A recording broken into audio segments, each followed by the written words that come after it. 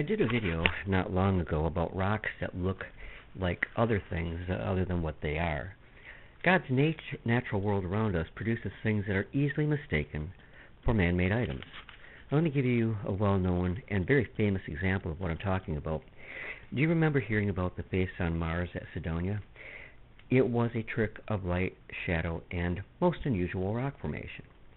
It was a naturally made effect, but there are so many people who still will swear that it is proof of ancient man on Mars. In fact, Mars rock formations have given armchair Martian archaeologists lots to look at, but rest assured, everything people have claimed was made by alien beings and people are seeing only what they want to see. They don't look at the fact that many of these items, all of the items, very clearly have a natural origin other than as support for extraterrestrial life on Mars. I collect a lot of different things, but I have a growing collection of stones that look like other things. You should try it. It's fun to build such a collection. Doesn't cost a lot, and the rewards personally are great. The satisfaction of putting together a really amazing collection. I want to concentrate here on a series of more than a dozen stone discs that have been found near Volgograd, Russia, and many people believe these discs were carved. Others that they are the remains of UFOs.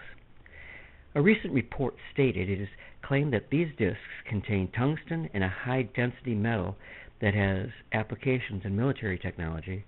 The origins of the discs remains a mystery. Now, I want to address these because this is a really classic example of misidentified formations. A tip-off, at least in this case, that an alien origin would be that they are being studied by ufologists and cryptozoologist groups, and that's a far cry from real, accepted science. I have a stone that I'm going to show you, and it is a circular concretion. It is from a limestone formation, and if it was sheared straight through the center, it would in fact look like a miniature UFO flying saucer. Now, these stones that were found at Volgograd, Russia, are quite a lot larger than this, and to an untrained person, I can see where they could mistake it for something other than what it is. I still can't see how it would be mistaken for a UFO. These are solid rock.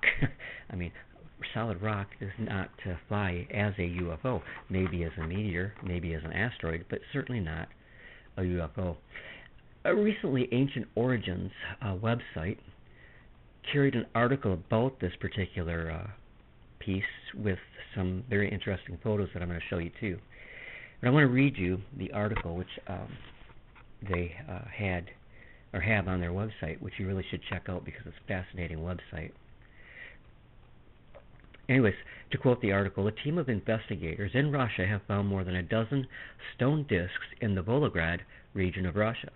The team claims that the discs contain tungsten, a high-density material that has special applications in military technology, and again, the nature of the discs remains a mystery. Russian news site Volgograd reports that the finding was made by Russian ufology and cryptozoology group Cosmopolitic, led by Vadim Chernobrov, during excavations in the Zhernovsky district of the Volgograd region. The UFO hunters were investigating in the region due to its fame for the occurrence of mystical phenomena. While the team had previously discovered more than a dozen disc-shaped stones, they recently found a particularly large one. We already found a dozen of these discs of not more than 1 meter in diameter, and in Kuzbas, a disc about 2 meters in diameter, Chernobrov told Bloknot Volgograd, adding that the newest one is unique because it is larger than all the others. They continue with stating, the shape which resembles the popular image of a flying saucer has led the imagination of the conspiracy theorist Fly, reports International Business Times. Scott Waring of UFO sightings Daily thinks this is proof that aliens exist and claims that the discs in that the disc is made of tungsten. Tungsten is also known as wolfram and is used, in special military technologies. The UFO investigation team has made lavish claims about the stone discs, stating that they could be about 1 million years old and maintaining that they are most probably military drones that were damaged in an attack on Mars, before falling to Earth. Fortunately, scientists at the Zernovsky Museum are taking a more rational approach and are studying the largest stone disc to determine its age and material. Some skeptics also believe that the rocks were not even man-made, but are simply the result of ordinary rock shaped by erosion. Earlier this year, another disc-shaped stone object was discovered in Russia by a coal mining company, this time in Siberia's Kuznetsk Basin. The strange relic was 40 meters around, which suggested it was quite old. Archaeologists who examined the stone disc, which is perfectly circular with a diameter of 1.2 meters, stated that it was man-made. And the recently discovered large stone discs is currently on display at the Zernovsky Museum, where it is undergoing further testing.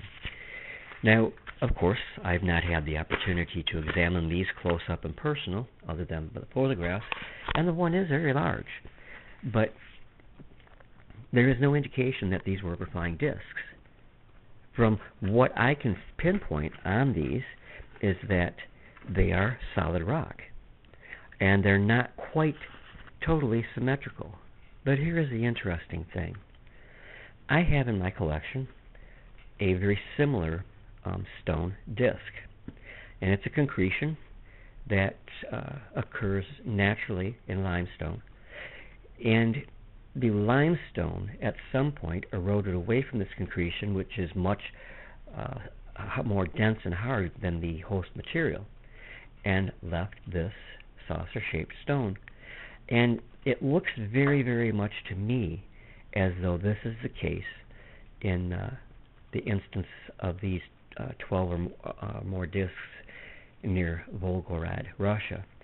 Looking at the background, it looks like it is a limestone formation, and although these are very large for concretions, it is not beyond the possibility that the limestone around them over the centuries, maybe thousands of years, has eroded away, leaving these dense concretions. Concretions, by the way, are usually formed around some material, such as I have some in my collection here that were formed around plant material and around other things, fish items, things like that. The thing is that people want to see a mystery in everything, and certainly I'm not against a good mystery. It is great to know that there still is in our lives, in our world, things that we cannot explain by conventional means. But these stone discs are not one of them. They are what they are.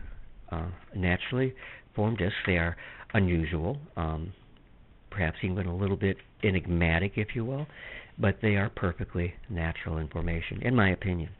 I think folks over at the Paranormal Crucible here on YouTube and a few of the other conspiracy websites, or YouTube channels, will have a very different opinion from what I'm saying, but these same ones that are going to, try to tell me that I'm full of it are ones that are also seeing